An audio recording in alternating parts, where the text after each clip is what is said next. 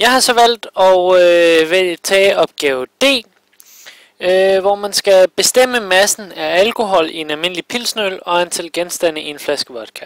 Det er en ren teoretisk opgave. Værdierne for en normal pilsnøl, som også er en genstand, de er, at volumenprocenten for alkohol er 4,6%. Den totale volumen er 330 ml. Og massefylden for alkohol, betegnet med et rho, er 0,79 gram per milliliter. Det vi gør for at finde massen af alkoholen, det er, at vi starter med at finde ud af volumen for alkoholen. Det gør vi ved at bruge den volumenprocentformel, som hedder, at volumenprocenten er lige med volumen af det stof, vi skal finde, i det her tilfælde alkohol, divideret med den totale volumen gange med 100%. Den rykker vi så lidt om på ved at dividere med 100% og gange med den totale volumen for at få volumen for stoffet til at stå alene. Så den kommer til at se således ud. Volumen for stoffet, altså alkohol i det her tilfælde, er lige med volumenprocenten gange den totale volumen divideret med 100%. Her kommer vi så de værdier ind, som vi har fået oplyst. Altså den volumenprocenten er 4,6%, og den totale volumen er 330 ml. Det ganger vi som hinanden og dividerer med 100%, og ud af det får vi så, at der er 15,18 ml alkohol i en almindelig pilsnøl. For at finde ud af, hvad der massen for det her alkohol er, så bruger vi densitetsformlen. Altså massefylde er lige med masse divideret med volumen.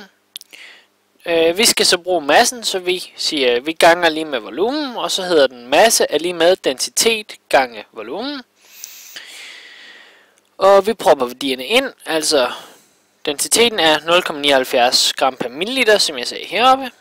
Og volumen er 15,18 ml, som vi lige har regnet ud.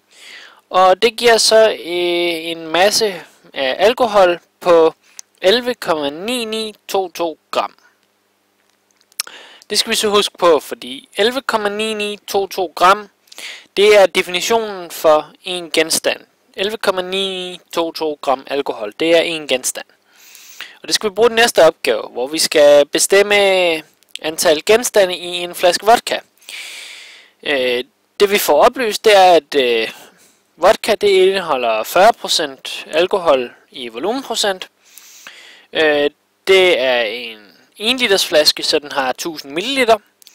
Og densiteten for alkohol er stadigvæk 0,79 gram per milliliter. Vi gør ligesom før og bruger volumenprocentformlen, altså volumenprocenten er lige med volumen for et stof, i det her tilfælde alkohol, divideret med den totale volumen, gange 100%. Her rykker vi så rundt på, så vi får, at volumen for stoffet, i det her tilfælde alkohol, er lige med volumenprocenten gange den totale volumen, divideret med 100%.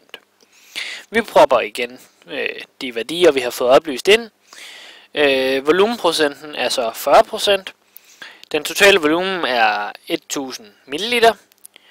Og det ganger vi så sammen og dividerer med 100%. Og ud af det får vi så, at der er 400 ml alkohol i en 1 liters flaske vodka. Vi bruger igen densitetsformlen, eller massefyldeformlen, densitet er lige med masse divideret med volumen, og laver om på den igen, så vi siger, at masse er lige med densitet gange volumen. Vi putter værdierne ind, altså densiteten er 0,79 gram per milliliter, og volumen er 400 ml. Det ganger man med hinanden, og så får man, at der er 316 gram alkohol i en flaske vodka. Så bruger vi det, vi fik at vide heroppe, med hvor meget en genstand er.